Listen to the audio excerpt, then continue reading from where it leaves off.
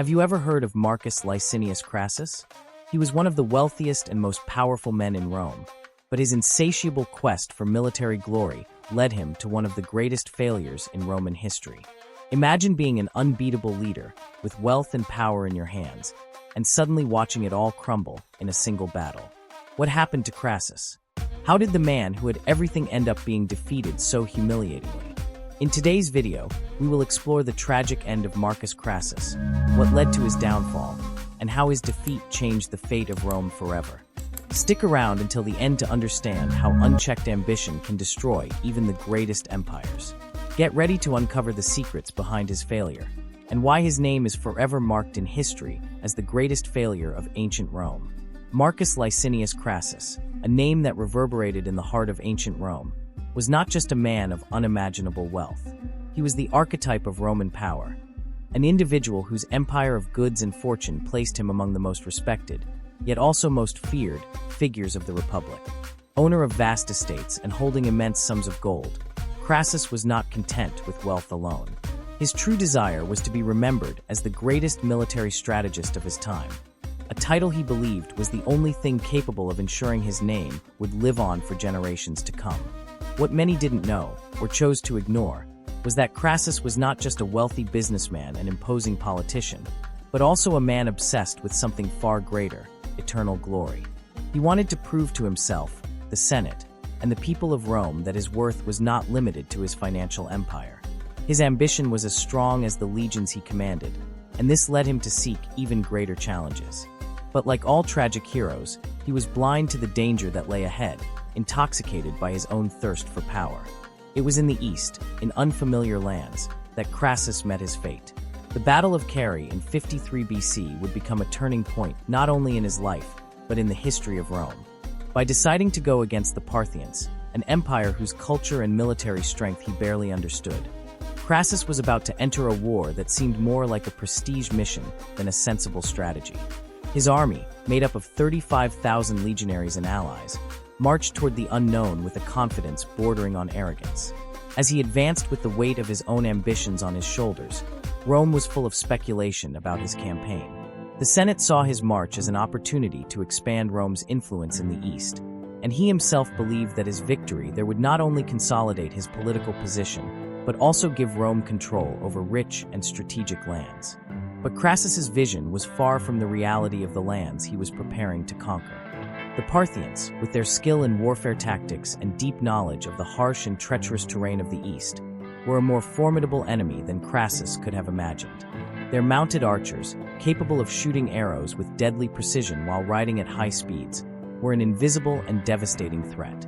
To Crassus, who relied on the rigid formations of his Roman legions, this was nothing more than an exotic skill not worthy of attention. He believed that the strength of his legions, the best trained in the world, would be enough to defeat any opponent, regardless of their cunning or battlefield prowess. But the reality at Carrhae was brutal.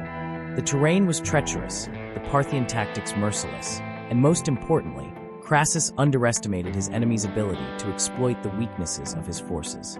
The battle, which began as a challenge of prestige, quickly turned into a nightmare, and Crassus's fate was sealed long before he realized it. The Roman army, crushed and demoralized, had no chance against the combination of Parthian cunning and the brutality of the desert. The defeat did not just mean the death of thousands of Romans, but also the loss of Crassus himself, who failed to comprehend how vulnerable he and his army were against an enemy he had treated as insignificant. The tragedy was not just the fall of a great commander, but also the end of a political era that brought Rome to the brink of chaos. Crassus's death not only destabilized the Triumvirate, but it was the catalyst that deepened the rivalry between Pompey and Caesar, resulting in a conflict that would forever change the course of Roman history. Thus, Crassus's insatiable quest for power and glory ended as humiliatingly as his rise. In the dust and pain of the East, with his ambition turned to ruin, and his figure now just a sad reminder of a man who never knew how far his ambition could take him. Born in 115 BC, Marcus Licinius Crassus did not have an extraordinary privileged childhood, despite his lineage belonging to the ancient and respected Licinia gens.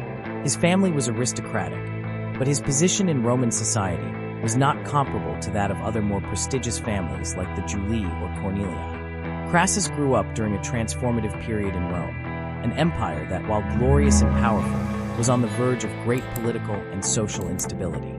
In his early years, Rome was a battlefield. The country was immersed in the civil wars between the factions of Marius and Sulla, two gigantic figures in Roman history.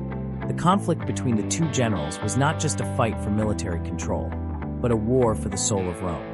During this turbulent period, Crassus's fortune changed drastically. His father, Licinius Crassus, who had been a man of great influence, was executed in 87 BC by Marius's faction.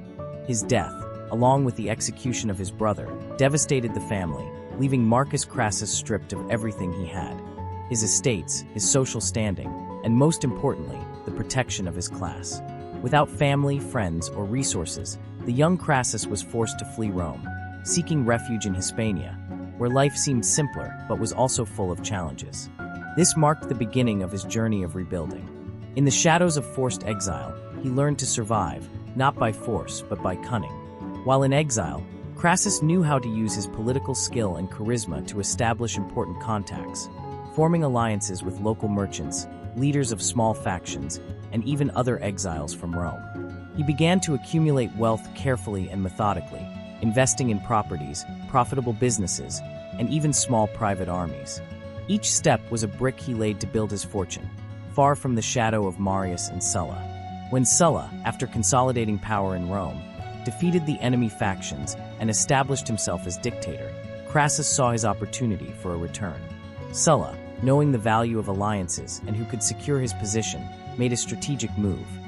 Crassus was called back to Rome, and alongside Sulla, he not only recovered his fortune, but also a prominent position in Roman politics. The young Crassus was no longer the exiled nobody, but a man who knew how to use his skills to restore his status. Now, with wealth, influence, and a network of powerful contacts, Crassus didn't just benefit from Sulla's power. He also began to prepare the ground for his own objectives. He quickly established himself as an important figure in the Senate and high society meetings, showing himself astute and determined. His skill for political maneuvering and strategic alliances made him an indispensable ally to Sulla, who rewarded his loyal follower with lands, influence, and greater access to the halls of power. Crassus knew that his rise had one direction: to the top. He didn't have Caesar's name or the lineage of the Julii, but he had something just as powerful: a sharp mind and an innate ability to turn weakness into strength.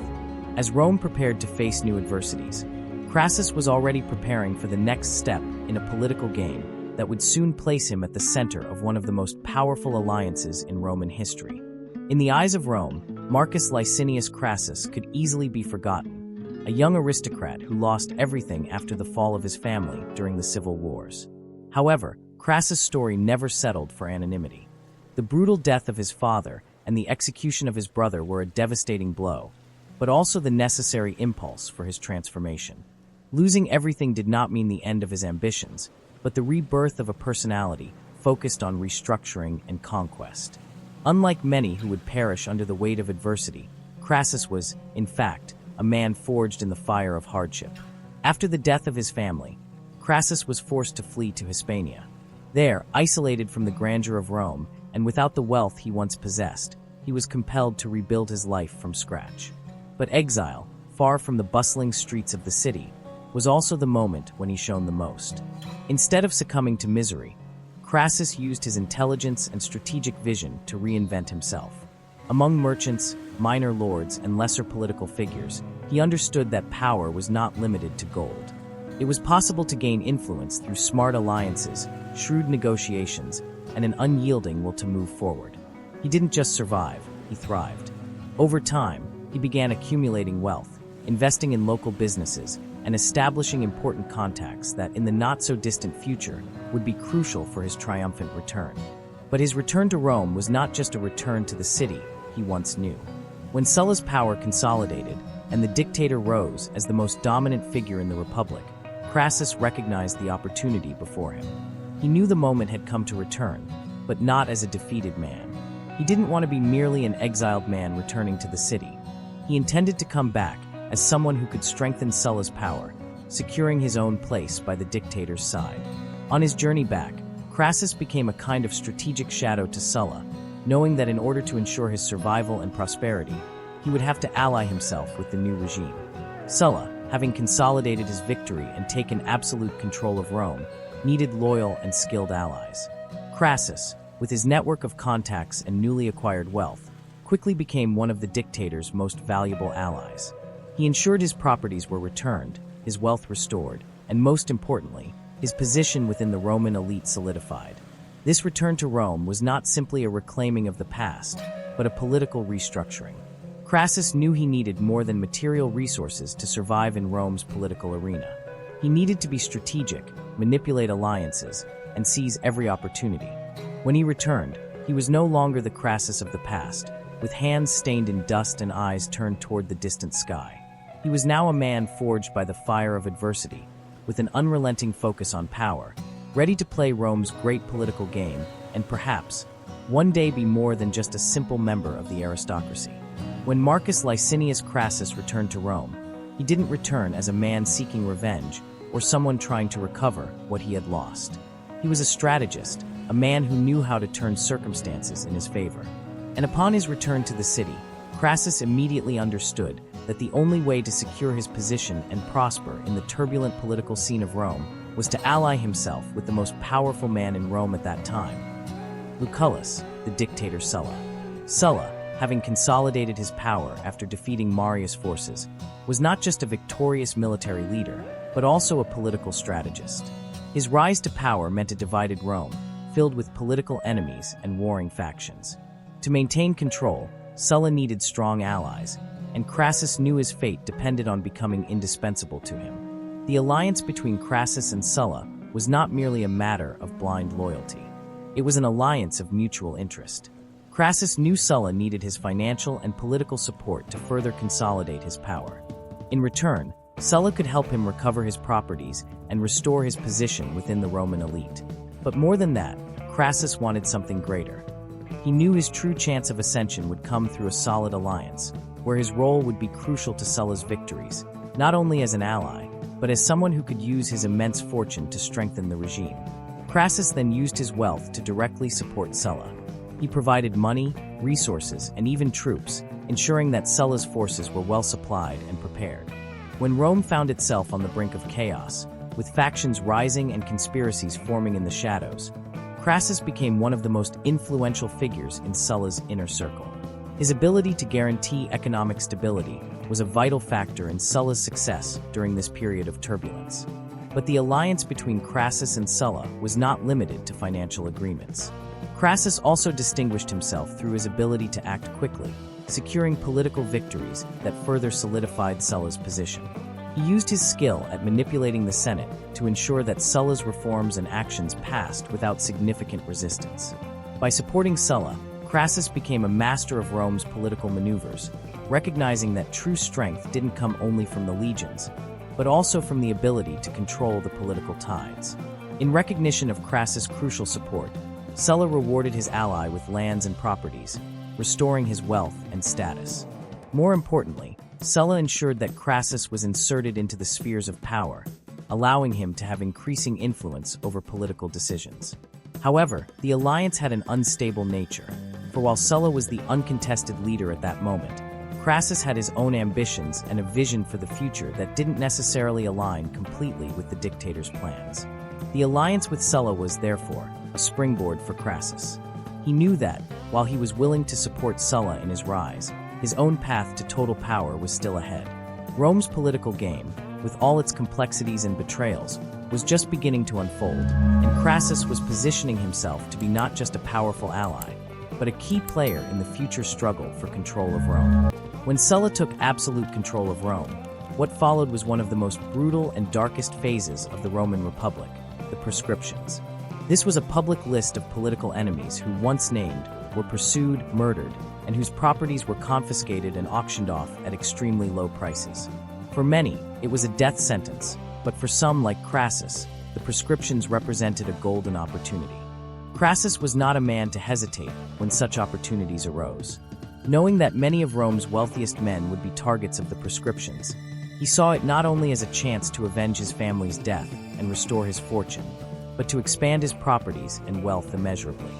Though the morality of his actions was questionable, his pragmatic and ruthless vision made him one of the greatest beneficiaries of this relentless process. With Sulla's approval, Crassus set about buying the lands and properties of wealthy Romans who had been listed as enemies of the regime. Those whose names appeared on Sulla's list saw everything they had built in their lives lost in the blink of an eye. The properties Crassus acquired for pennies on the dollar were soon resold at extremely high prices, consolidating his position as one of Rome's wealthiest men. But Crassus' profits didn't come solely from real estate. He knew that power lay in controlling the market, manipulating prices, and creating a solid network of contacts that made him indispensable to other powerful Romans. The prescriptions also allowed Crassus to solidify his influence over the Roman elite, while simultaneously increasing his financial power. Instead of simply amassing wealth, Crassus used his fortune to strengthen his political position. With the growth of his properties, lands, and real estate, he gained a substantial amount of resources at his disposal to form alliances, secure favors, and even bribe those who could help him climb the Roman hierarchy. It didn't take long for him to be recognized as one of the most influential and feared men in Rome. His political power was now firmly tied to his wealth, and his presence in the Senate became almost inevitable. However, his rise through the prescriptions did not go unnoticed. While he had become an imposing figure in Roman politics, his rapid wealth and unorthodox methods of acquiring power sparked resentment among those who saw Crassus as someone thriving at the expense of others suffering. But to Crassus, this was all part of the power game. Every enemy he toppled, every property he acquired, was another step toward the top. By the end of the prescriptions, Crassus had established himself as one of the wealthiest and most powerful men in Rome.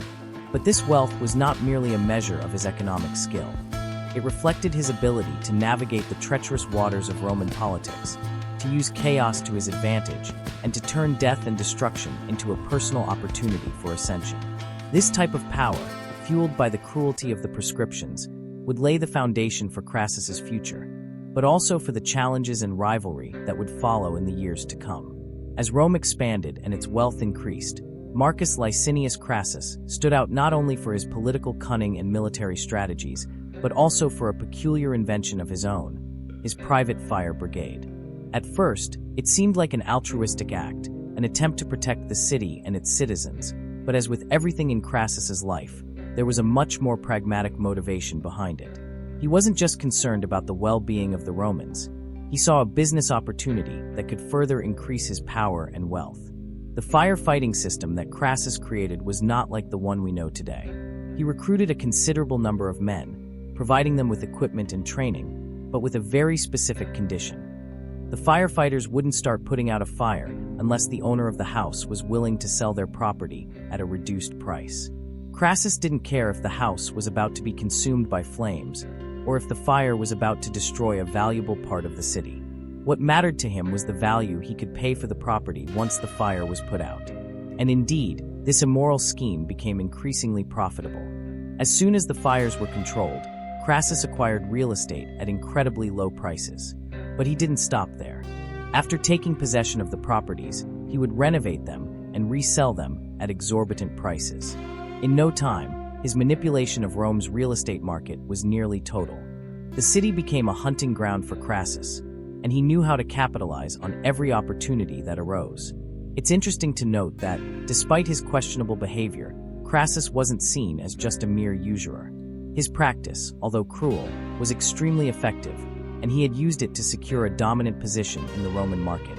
His ability to control much of the city through buying and selling properties made him not only one of the wealthiest men in Rome, but also one of the most powerful. Moreover, the creation of his fire brigade was a way to consolidate his influence among the Roman elites. He knew he could use this network of employees not only to put out fires, but also to spy and gather information about other wealthy Romans who had a fire, who was facing financial difficulties, who was in a vulnerable situation. All of this was valuable to Crassus. He used this knowledge to anticipate business and political maneuvers, further expanding his network of power. But at the same time, Crassus's public image, built with the help of his real estate campaigns, began to generate distrust. His immense wealth didn't come solely from war or politics, but from a series of practices that many considered unethical. While some Romans saw his actions as ingenious and proof of his great business acumen, others didn't hesitate to call him an opportunist, manipulator, and unscrupulous. However, to Crassus, what mattered wasn't the morality of his actions but the results. And the results were clear. He dominated a large part of the Roman real estate market, and his fortune grew rapidly. Through his actions, he had secured not only economic power, but also a solid position among the wealthiest and most influential men in Rome. And with that, he was increasingly prepared for the great battles to come, the ones that would define his final destiny. In 73 BC, an unexpected storm struck Rome, a revolt that shook the city to its foundations, the Spartacus Rebellion. A slave gladiator, Spartacus, became the leader of a massive army of runaway slaves and discontented gladiators who quickly took to the streets and terrorized Rome. Crassus, already one of the most powerful and wealthy men in Rome, could not ignore the threat this rebellion posed. However, his initial approach would not be that of a hero. He wasn't just facing an insurgency. He was dealing with the risk of seeing his own authority challenged by those who, in his view, were nothing more than a mob of troublemakers. The Senate, pressured by the chaos, appointed Crassus as commander to put an end to the revolt, relying on his military experience and vast fortune. But contrary to what many expected, the task would not be easy. Spartacus, a gladiator trained in the arenas, had an impressive ability to attract followers and employ guerrilla tactics that put the more traditional Roman armies at a disadvantage. His unexpected methods, combined with the large mobilization of slaves and other oppressed people, placed Crassus's army in a delicate situation, suffering defeats in a series of smaller battles. Crassus was in trouble. The situation seemed increasingly out of control, and he knew his authority was at risk. The Romans, who had expected a quick and decisive victory, began to question his competence. Moreover, the news that Pompey, his rival, was advancing toward the theater of the revolt only worsened his position, as he would be further discredited if he couldn't defeat Spartacus before Pompey arrived to save the day. The pressure on Crassus increased with each passing day, while the rebel army grew bolder. It was then that he decided to use a drastic method to regain control: decimation. Crassus, known for his ruthless strategy, ordered that 1 in every 10 of his soldiers be executed in order to restore discipline in the army. The measure was severe and terrifying, but it had the desired effect. Through an iron fist, he forced his men to face the revolt with renewed determination. The fear of being executed for cowardice made Crassus's troops fight with greater ferocity.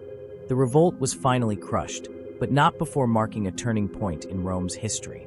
Spartacus was killed in the decisive battle, and the few survivors were captured. Crassus's victory over the slaves was celebrated, but he also could not deny that his victory, though significant, had been overshadowed by Pompey's arrival, who now also claimed part of the credit for the success. This episode not only solidified Crassus's status as a military leader, but also revealed a harsh truth. Crassus's relentless and pragmatic nature made him a man capable of anything to maintain his power and position. His victory in the Spartacus rebellion, though important, was far from the triumph he imagined it to be. And the seeds of a growing rivalry with Pompey were already planted, with the competition for credit and military glory set to become one of the greatest obstacles in Crassus's path. With Spartacus' revolt finally defeated, Crassus found himself at a crucial point in his military career. Although he had achieved a significant victory, the sacrifices made and the humiliation of sharing the glory with Pompey left a bitter taste in his mouth. He was no longer just a rich landowner and property manipulator. Now he had a reputation as a military commander, but he also knew he needed to continue proving his worth to solidify his name among Rome's greatest generals. The battle against Spartacus was only part of Crassus' legacy. When it came to military strategies, he was willing to adopt any tactic that would ensure his victory. His command style was relentless, filled with harsh strategies like decimation, which demonstrated his willingness to impose severe punishments to ensure his soldiers' discipline. He didn't hesitate to make cruel decisions, knowing that in war, survival depended on the speed and strength of actions. To face the slave rebels, Crassus had to adopt innovative tactics. He used siege warfare as a tool to defeat Spartacus, surrounding the battlefields and cutting off the rebel army's supply lines. Without food and with morale shattered, Spartacus and his followers had no choice but to face Roman troops in one final disastrous battle. The strategy worked, but this approach wasn't something he reserved solely for the rebels. Crassus was also known for being a master of military psychology. He studied the nature of his enemies and the morale of his troops. He knew how to use fear to his advantage and how to manage the power dynamic within his army. During the Spartacus revolt, this skill was crucial in restoring order among his troops, who were on the verge of demoralization.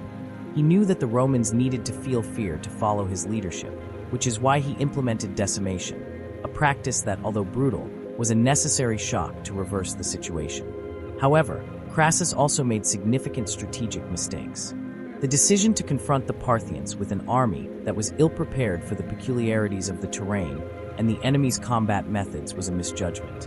He believed that his tactical skill and large army could easily defeat the Parthians, underestimating the elite forces his enemies had.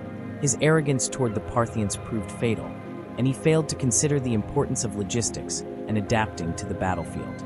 Instead of adjusting his strategy to the strengths of the Parthians, he insisted on sticking with the traditional Roman approach, which proved ineffective against the highly mobile and well-trained enemies.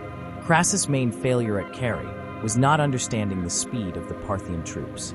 They were masters of cavalry and mounted archers, attacking and retreating with an agility the Romans couldn't replicate. While he tried to respond with conventional tactics, the Parthians attacked where least expected and vanished before the Romans could form a defense line. Additionally, his over-reliance on the number of his troops put him in a vulnerable position. The lack of a secure supply line and the difficulty of maintaining his troops' morale, especially after the death of his son Publius, were determining factors that led to the catastrophic defeat at Carrhae. The battle, which should have been the crowning of his military power, revealed the limitations of his tactics and leadership, marking a fatal turning point for Crassus. Ultimately, Crassus proved to be a commander capable of great victories, but his strategic failures and inability to adapt to new challenges made him a leader who, instead of consolidating his glory, ended up finding his ruin. After the overwhelming victory over the rebels led by Spartacus, Crassus spared no effort to ensure that the message was clear. The slave revolt would never again be tolerated in Rome. The brutal nature of his command and his determination to restore order rigorously became even more evident in the events that followed the final battle. The general, whose reputation for relentlessness was already well established, decided that the punishment for the rebels would be such a terrifying example that no one would ever dare challenge Rome again. What followed was one of the most grotesque and cruel scenes in Roman history. The crucifixion of 6,000 captured slaves spread along the Appian Way, one of Rome's most important roads. The Appian Way, usually a route for transportation and trade, was transformed into a scene of horror and suffering. The bodies of the rebels were strategically placed, creating a line of death and despair that stretched for miles. The choice of this road, with its heavy traffic of Romans, was no accident. Crassus wanted everyone, rich or poor, noble or plebeian, to see the consequence of challenging Rome's power. Crassus' decision was both a punishment and a warning. Resistance to Roman authority would not only be defeated but publicly and humiliatingly destroyed. Each cross was a testament to his strength and relentlessness, and the Romans passing along the Appian Way could not help but feel terrified, yet also relieved, knowing that those who dared challenge the empire were now paying with their lives. Crassus' cruelty in choosing this method of punishment was a way to ensure that the example would not be forgotten. The screams of the victims, their expressions of pain, and the smell of death filled the air. It was impossible to ignore the magnitude of what was happening. Rome, with all its grandeur and civilization, found itself marked by this brutality, and the image of the crosses became etched in the minds of Romans as a symbol of the empire's power, but also as a reflection of Crassus' kind of power, a man immense in his ambition, but also immense in his cruelty. At the same time, this decision also revealed the complexities of Crassus' character. He did not see the execution of his enemies as simply a form of justice, but as a way to consolidate his power, to mark his name in Rome's history in a way that no one would dare forget. And indeed, this action made a lasting impact, but not in the way Crassus had hoped. While the empire saw the crucifixions as a measure of security, Crassus' adversaries and even allies began to look at him with a mix of respect and fear. However, the psychological and political cost of this decision was profound. Crassus' cruelty did not go unnoticed by his contemporaries. Many in Rome began to question whether he was becoming a monster, someone who used his authority excessively and without mercy. This act of mass vengeance not only sealed the fate of thousands of slaves, but but also had a long-term impact on Crassus' reputation, showing that while he could control Rome through fear and force, he was also alienating many who deep down saw him not as the hero of a great victory, but as the executor of unrelenting revenge. Still, the Romans knew that in the empire, power never came without a price. And for Crassus, that price was the maintenance of his authority, even if it meant employing the most brutal methods to ensure that no one ever forgot his ability to crush resistance with an iron fist. The victory over Spartacus, which should have been the definitive crowning of Crassus' military power, ended up being a double-edged sword. Although he had eliminated the threat of the slaves and demonstrated his skill as a commander, the shine of his victory was overshadowed by Pompey's late arrival, who was hailed as the true military hero for his contribution in the final phase of the war. This was just the first sign of a growing rivalry between the two generals, a rivalry that would become one of the greatest landmarks in Roman history. Pompey, always conscious of his image, wasted no time in ensuring that his contribution was recognized. He took advantage of the situation, and the Romans soon began to compare the achievements of both generals. Although Crassus was undoubtedly responsible for the decisive defeat of Spartacus, Pompey knew how to capture public attention, using his fame and prestige. The result was a constant clash of egos, where Crassus' figure, although respected, began to be overshadowed by Pompey's growing popularity. This rivalry, however, wasn't limited to military victories. It was also a political and personal dispute. Crassus saw Pompey as a direct threat to his power, especially as the general won more battles and gained more prestige. For Crassus, each success of Pompey was an affront to his own ambition of dominating the Roman political scene. And while Pompey was younger and more popular with the people, Crassus believed his wealth, experience, and political alliances were enough to ensure his supremacy. In the Senate, the tension between the two also played out. Crassus, with his immense wealth, and Pompey, with his military popularity, often found themselves on opposite sides, trying to manipulate political decisions in favor of their own ambitions. The clash between them wasn't just about who was more admired by the people, but who had the real power to shape Rome's future. The Senate, aware of the rivalry, tried to balance the interests of both, but knew this tension was inevitable. However, the rivalry also brought out a darker and more ruthless side of Crassus. He knew that to maintain his position in the political game, he would need powerful allies, and so he began to seek an alliance with Julius Caesar, an ambitious young man who, until then, had just started building his own network of influence. What began as a way to consolidate his power against Pompey soon transformed into a strategic alliance that would ultimately lead to the creation of the First Triumvirate. But despite this alliance with Caesar, the rivalry between Crassus and Pompey continued to simmer beneath the surface. Both knew that, at some point, a decision would have to be made about who would dominate Rome. The friendship forged by political interests wasn't enough to guarantee loyalty from either side, and the fact that Crassus and Pompey were, in essence, competing for the same highest leadership position in Rome made any collaboration between them a delicate game of interests.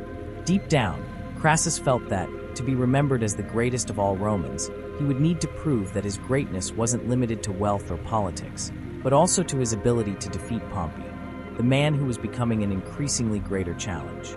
This struggle for political and military supremacy between the two would continue to mark Crassus's trajectory, setting the stage for events that would culminate in the tragedy of his life.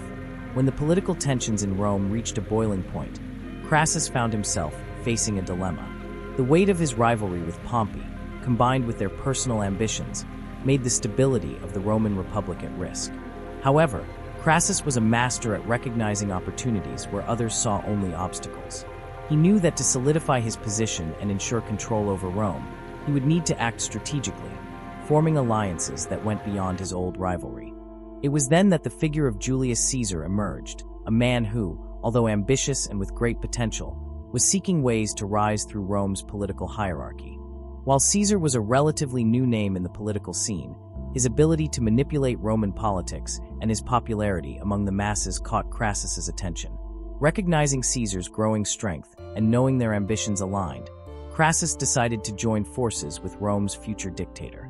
But Crassus's great move was managing to bring Pompey into this alliance, creating what became known as the First Triumvirate. The alliance between the three men, however, wasn't a simple union of purposes. It was a strategic play designed to balance the political forces and interests of Rome, where none of the three would feel eclipsed. Crassus, with his vast wealth and influence in the Senate, provided the necessary resources to ensure the power of Caesar and Pompey. In return, Caesar would use his growing popularity to ensure Crassus's needs were met, while Pompey, with his extensive military experience, would help solidify the alliance and ensure the loyalty of Rome's armed forces. Together, the three men formed a de facto government, even though it was not officially recognized. Each had what the other needed. Crassus had the money, Pompey had the military strength, and Caesar had the political popularity. However, the unity of the triumvirate was far from perfect. Crassus himself knew this alliance was far from ideal, as he still felt the presence of rivalry with Pompey, and Caesar's rising power made him question whether it would ever be possible to maintain balance between the three. Yet, at that moment, the triumvirate was the only viable option to ensure their interests remained intact. The impact of this alliance was soon felt, especially in the Roman Senate, where traditional political forces began to realize that their actions and decisions were being shaped by three men, not the senatorial elite as before. The union between Crassus, Pompey, and Caesar shook the power structures of Rome, as senators began losing influence in the face of the combined strength of the three men. At the same time, the alliance brought new challenges. Each man's ambition couldn't remain quietly suppressed for long. Crassus knew that while Pompey solidified his military popularity and Caesar expanded into the provinces, he would have to continue financing their campaigns and manipulating political relations to maintain his dominance over Rome. The tension between them was growing, with each beginning to see the other as a potential threat. Crassus, as a great political strategist, knew that in Roman politics, everything could be destroyed in the blink of an eye. The triumvirate, to him, wasn't a lasting friendship, but a temporary convenience that needed to be maintained until everyone's interests were met. He was willing to be the balancer between Pompey and Caesar, but also knew that, at any moment, he could find himself pushed aside. With the triumvirate, Rome was about to enter an era of great transformations, and the ambitions of its members went far beyond what anyone could have imagined. The alliance Crassus helped form might have been his greatest strategic move, but it was also about to become a minefield of ambitions, betrayals, and eventually Crassus's own ruin. The political horizon of Rome was constantly expanding, and Crassus knew that, to secure his place among the greatest names of the Republic, he needed a campaign that would bring him military prestige. It was no longer enough to be the wealthiest man in Rome or the master of politics. Crassus longed for a great victory, something that wasn't just based on his fortune, but on his strategic skills on the battlefield. He wanted to be remembered not just as a skilled politician, but as a military commander who conquered lands and brought glory to Rome. It was at this moment that an opportunity arose that could change Crassus's fate, Syria. The province was in a strategic position, a vast territory full of challenges, which would be an excellent starting point for any military campaign. Additionally, the Parthian Empire, one of Rome's greatest enemies, was on the rise, and Crassus saw this as the chance to make history, conquering the east and surpassing Pompey in military prestige. The appointment as governor of Syria in 55 BC was the first step in his great ambition to rival Pompey, whose military fame was already uncontested. For Crassus, Syria was the key to achieving his place among Rome's greatest conquerors, and he knew he couldn't waste this opportunity. His rise to power was a shrewd political move, as he garnered support both in the Senate and among the masses, promising them a glorious campaign against the Parthians. However, what he didn't know was that his overconfidence in his own abilities and immense wealth would lead him to underestimate the true challenge he faced. Syria offered an excellent strategic position to attack the Parthians, and Crassus knew that a victory there could solidify his reputation as the greatest military commander of his generation. But as he prepared for the campaign, warning signs began to emerge. Many of his generals and allies warned him about the strength of the Parthians, about the cunning and skill of their army, especially their mounted archers and heavy cavalry, which were the greatest weapons of the Parthian Empire. Crassus, however, was so obsessed with the idea of rivaling Pompey and securing a great victory for Rome that he ignored these warnings. He believed that his force of Roman legions, coupled with his immense wealth, would be enough to crush any resistance. With the support of his vast fortune and resources, Crassus launched his campaign, marching through the Syrian desert toward the borders of the Parthian Empire. He believed that, with the speed and strength of his legions, he could catch the Parthians by surprise and conquer the east.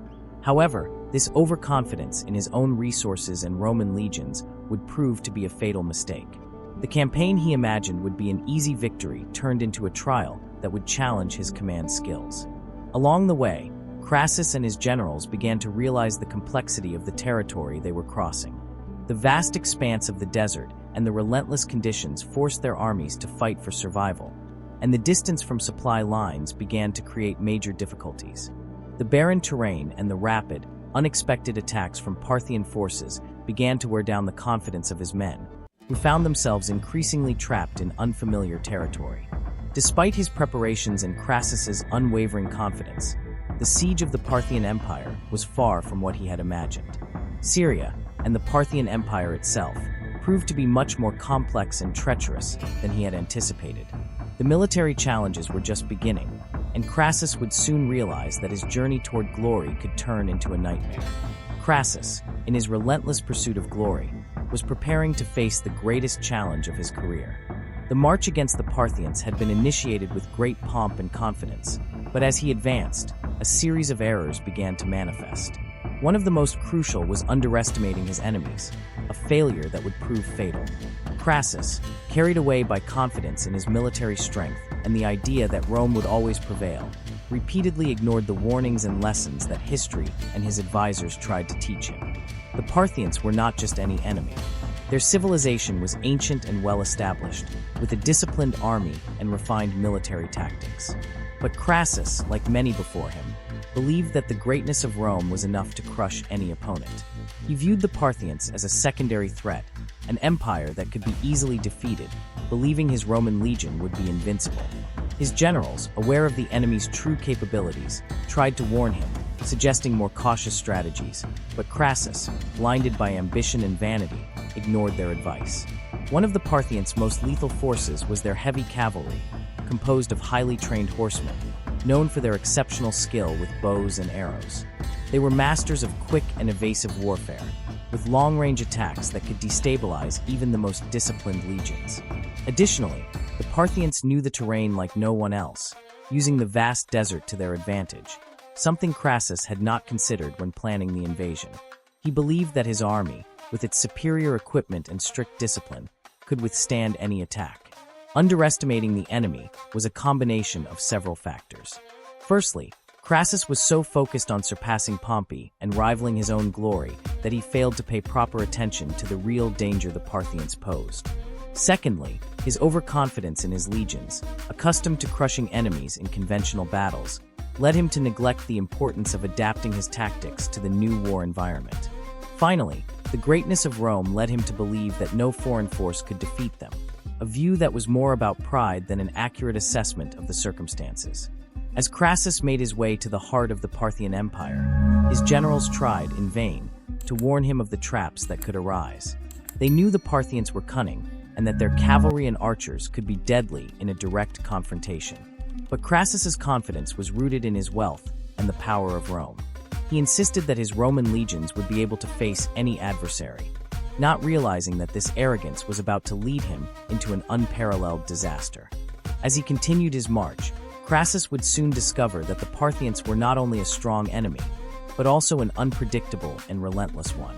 His mistakes began to accumulate, and soon he found himself cornered in a situation where confidence in the Roman legions and underestimating the enemy would not be enough to save his army. Crassus's fate was unfolding tragically, and the arrogance that had guided him thus far would be the reason for his downfall. Crassus found himself immersed in a series of strategic errors that little by little began to erode his position. As he ventured into Parthian territory, he was blinded by confidence in his military strength and the idea that, with his legions, victory was inevitable. However, the hostile environment and the vast distances between supply depots began to reveal critical flaws in his planning. The arid terrain and the scarcity of basic resources, such as food and water, quickly became insurmountable problems for the Roman army. Crassus's legions, accustomed to campaigns in more controlled territories close to Rome, were unprepared to face such conditions. The lack of an efficient logistical network and adequate support was a mistake he did not realize until it was too late. Instead of retreating or seeking alternatives to resolve the supply issues, Crassus continued the march without considering the damage that this excessive effort was causing to his soldiers. Furthermore, Crassus's view of warfare, based on traditional Roman tactics, proved inadequate for fighting the Parthians. By trying to confront the enemy conventionally, with a rigid formation of legions, he ignored the agile and guerrilla tactics the Parthians employed.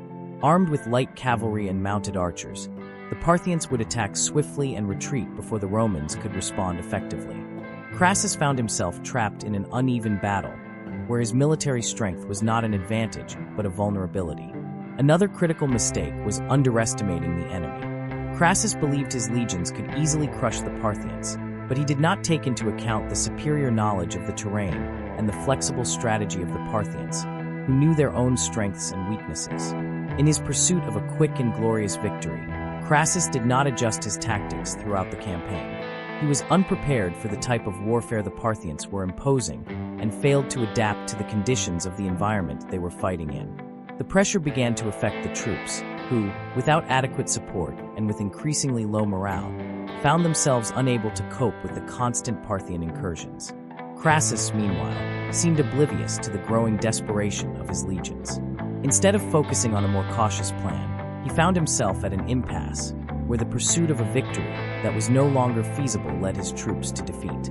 Crassus's failure to recognize the signs that the campaign was becoming unsustainable, coupled with his refusal to reconsider the strategy, sealed the fate of his legion.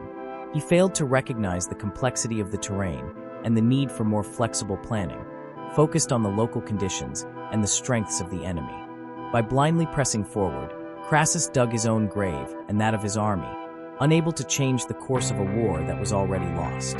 The tragedy of Crassus deepened with the death of his son, Publius, a devastating blow that shook the morale of the entire campaign. Publius, a promising young man and a respected commander within the Roman legions, had been assigned to lead part of the Roman army in an offensive against the Parthians. Confident in his son's abilities, Crassus had placed him in a prominent position, believing that his victory on the battlefield would help restore balance to the campaign.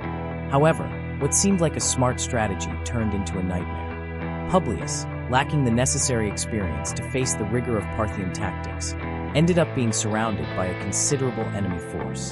The Parthians, who knew the terrain well and had exceptional cavalry, attacked swiftly, dividing and disorganizing the Roman forces. When Crassus learned of the situation, he hurriedly tried to send reinforcements, but it was too late. Publius was captured during the confrontation, and his death was announced as a brutal act of violence, with his head being severed and displayed by the Parthians on the battlefield as a direct provocation to his father. The humiliation was so great that the sight of Publius's head impaled on a spear spread quickly among the Roman legions. The impact of Publius's death was profound. It was not just the loss of a capable commander, but the loss of an emotional connection for Crassus. The man who had invested so much in the glory of his family now saw his lineage crushed by the enemy. The shock reverberated through the Roman ranks, further affecting the morale, which was already at a breaking point. Many soldiers, fearing that worse was yet to come, began to doubt Crassus's leadership and the ability of his forces to withstand the Parthian assault. For Crassus, the death of his son was not just an unbearable personal loss, but also an irreparable strategic blow. Publius had been his hope for succession, the heir who could continue the family line and restore the prestige of the Licinian family. His death, in addition to demoralizing the army, sealed Crassus's own fate. His pursuit of glory and power, now marked by the pain of losing his son, led him into a state of hopelessness. Crassus's despair was reflected in the behavior of his troops. Without the leader they believed to be infallible, without the motivation to continue the fight, many soldiers began to desert or simply surrender. Publius's death became not just a personal tragedy, but also the prelude to the fall of the Roman army at the Battle of Carrhae, where Crassus and his legions were about to face their final destruction. The Battle of Carrhae in 53 BC became one of the most catastrophic moments for Rome and the climax of Crassus's disaster. After the death of his son, the Roman commander was emotionally shattered, and yet, despite everything, he decided to continue the fight. He led his legions into an ambush set by the Parthians. His enemies, led by General Surena, knew every detail of the terrain and were ready to strike with deadly precision. The Romans were caught by surprise, without a clear strategy to face the effectiveness of the Parthian cavalry and their feared mounted archers. The Roman legions, accustomed to forming rigid battle lines, were unprepared for the fluid warfare that the Parthians imposed.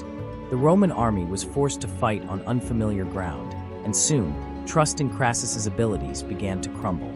Chaos ensued as the Parthians' rapid and unexpected attacks began to completely disorganize the Roman troops. Crassus's army was brutally massacred.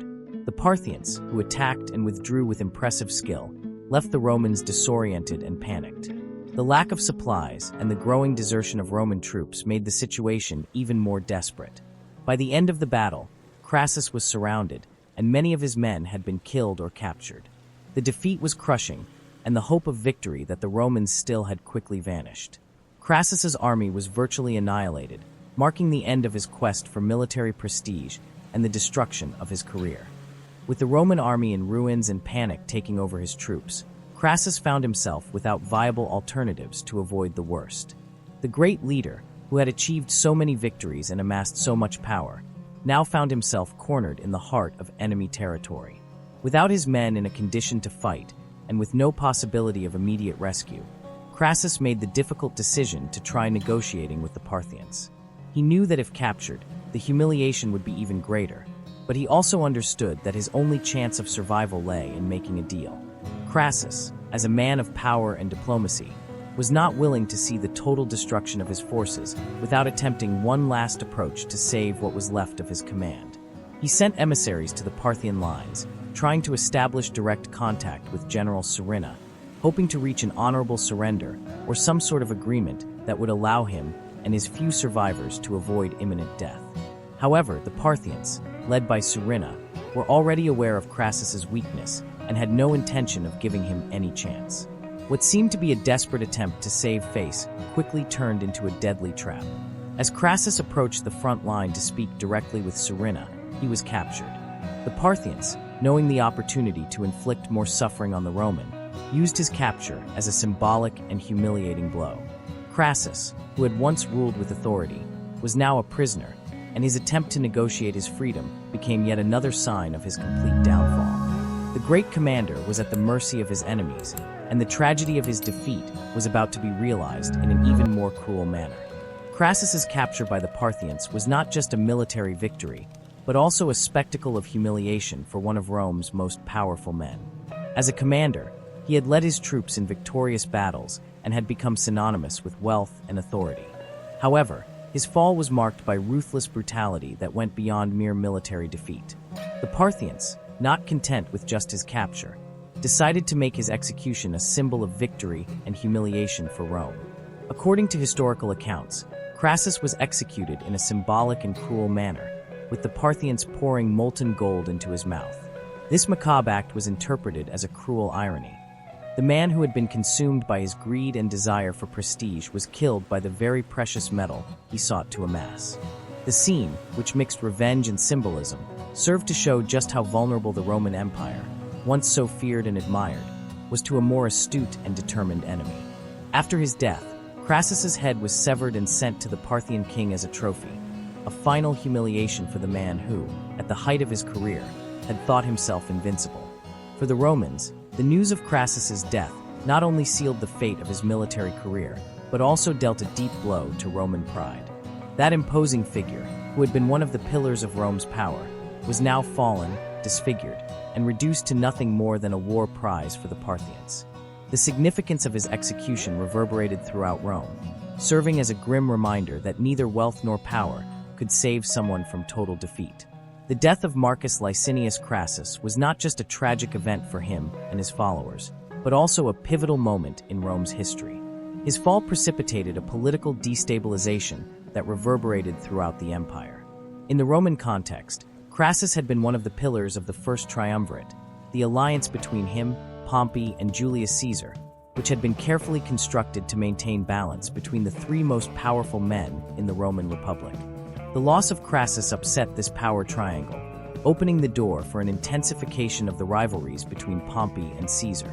With the death of Crassus, the already tense relations between Pompey and Caesar, driven by their rivalry for prestige and influence, became even more volatile. Without the moderating figure of Crassus, who often acted as an intermediary between the two, the rivalry between Pompey and Caesar grew in intensity. While Pompey moved closer to the Senate, seeking to strengthen his political position within the Republic, Caesar, on the other hand, increasingly felt the need to consolidate his power independently, which would eventually lead to the famous crossing of the Rubicon in 49 BC, an act that marked the beginning of the Roman Civil War. The impact of Crassus's death was also felt within the Senate itself, which began to fragment. The space that had been occupied by Crassus as a leader capable of negotiating between different factions was now vacant, leaving Rome at the mercy of growing political instability. The lack of strong and balanced leadership only deepened the divisions between political factions, and the Roman Republic, already facing internal challenges, was now closer to its ultimate collapse. Crassus's death not only removed one man from the scene, but also accelerated a process of political disintegration that would culminate in the rise of Caesar and eventually the fall of the Roman Republic. Without Crassus's presence to balance the forces between Pompey and Caesar, the Roman Republic was pushed to the breaking point. The tensions between the two leaders grew exponentially, with each one seeking to consolidate his power at the other's expense. Pompey, by aligning himself with the Senate, hoped to reinforce his position, relying on the support of the traditional Roman elite. On the other hand, Caesar, who had already gained immense popularity among the masses in his army, was forced to seek a path of greater autonomy, which put him in direct conflict with both the senatorial authorities and Pompey. The impasse between the two leaders was only resolved with the famous episode of the crossing of the Rubicon in 49 BC. Caesar, openly defying the Senate and his rival Pompey, ordered his troops to cross the Rubicon River, declaring civil war. This decision was historic, as it represented a choice with no turning back. It was a direct act against the established government and a decisive step toward a confrontation between the two greatest military leaders of Rome. Caesar's gesture symbolized the end of an era of relative stability, replaced by a period of brutal conflict and uncertainty. The Roman Civil War that followed was devastating and completely transformed the course of Roman history. The lack of balanced leadership and the dissolution of the alliance between Pompey and Caesar meant the end of the Roman Republic, which was spiraling into an unprecedented crisis. The fight between the two great men was not just a personal dispute, but a struggle for control over Rome's future.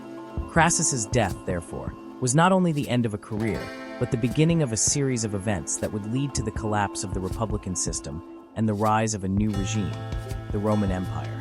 The story of Marcus Licinius Crassus is undoubtedly one of the most fascinating and complex in ancient Rome, marked by both his meteoric rise and his tragic and humiliating fall. One of the clearest lessons from his journey is the danger of unchecked ambition. Crassus, who started his life in a relatively low position, was consumed by the desire for military glory and power, to the point of ignoring the warnings about the risks and traps that lay ahead. His relentless pursuit of prestige led him to form dangerous alliances and make reckless decisions, culminating in his fatal defeat against the Parthians. Furthermore, Crassus's trajectory also serves as a warning about the dangers of overriding political wisdom in the name of power. Despite his immense wealth and influence, Crassus failed to recognize the need for caution and prudence during times of great political tension. He underestimated the power of his enemies, especially the Parthians, and ignored historical lessons that could have saved his life and the lives of his soldiers. His story illustrates how a lack of humility and overconfidence in oneself can be fatal, even for the most powerful. Finally, Crassus's fall also teaches us about the complexities of political alliances. The formation of the First Triumvirate, initially a smart strategy to consolidate power between Pompey, Crassus, and Julius Caesar, quickly became unstable, primarily due to the rivalry between the first two. Crassus's death left a void that could not be filled, and the lack of balanced leadership was decisive in the escalation of tensions that led to civil war. What seemed like a solid and unbeatable alliance disintegrated rapidly, showing that in politics, the fragility of alliances is often underestimated. Crassus's story is, therefore, a warning about the dangers of failing to recognize the limits of one's ambition and not understanding the complexity of the political game. The legacy of Marcus Licinius Crassus is marked by contrasts. He was undoubtedly one of the wealthiest and most influential men in Rome, but his disastrous death and the consequence of his unchecked ambition made his memory overshadowed by more successful figures like Pompey and Julius Caesar. While he made significant contributions to Roman politics and economics, particularly with his vast wealth, his strategic choices failed so resoundingly that his name became associated with tragedy and poor judgment. After his death, the Roman Republic entered a period of instability that would culminate in Caesar's rise and eventually the formation of the Roman Empire. The rivalry between Pompey and Caesar, exacerbated by Crassus's absence as a mediator, accelerated the decline of the Republic. The lack of political balance after his fall left Rome vulnerable to internal divisions, which would only be resolved with the establishment of the empire. Crassus, by dying, inadvertently paved the way for Rome's transformation, from an unstable republic to an imperial regime. However, despite his tragic death, Crassus's impact on Roman finance and administration cannot be overlooked. His wealth and his ability to accumulate properties during the proscriptions helped shape the economic structure of Rome at the time. Although his name is not as remembered as those of his allies Pompey and Caesar, his role in the financial and military matters of the period cannot be minimized. His legacy, therefore, is ambiguous, a figure of immense power and wealth, but also a symbol of the danger of excessive ambition and the consequences of ignoring one's own limits. The life of Marcus Licinius Crassus is a vivid example of how the relentless pursuit of power and prestige can be both a driving force and a factor of destruction. He rose to the top of Rome's social and political pyramid, but his mistakes, his underestimation of the enemy, and his blind ambition to conquer more and more glory led him to the most humiliating defeat. His story warns us about the fragility of the certainties we build around our own strength and abilities. Crassus was, without a doubt, a man of great strategic intelligence, capable of accumulating wealth and influencing political decisions in Rome. However, his failure to recognize the limits of his own ambition and his overconfidence in his own abilities proved fatal. He believed that military conquest would be the way to solidify his name in history, but he ignored the fact that greatness is not built only through battles and wealth, but also through prudence and the ability to handle the risks that inevitably arise. Ultimately, Crassus's legacy is not just that of a man who failed to achieve his ultimate glory, but also a lesson in humility for future generations. His story shows that success, no matter how unattainable it may seem, must be approached with balance and awareness of one's limits.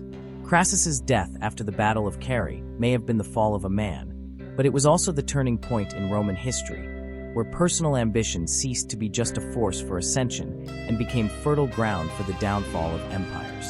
Well, now that we know the story of Marcus Licinius Crassus, his ambitions, and the mistakes that led to his downfall, what do you think of this story? Do you believe his relentless pursuit of power was the cause of his tragedy, or are there other factors that influenced his fate? Leave your opinion in the comments. I'd love to hear what you think. If you enjoyed the video, don't forget to hit the like button. It really helps the channel grow and bring more content like this. And of course, if you're not subscribed yet, make sure to subscribe and turn on the notification bell so you don't miss any new videos. Stay tuned, because there's plenty more content about ancient Rome and its historical figures coming your way. See you next time, and I'll catch you in the next video.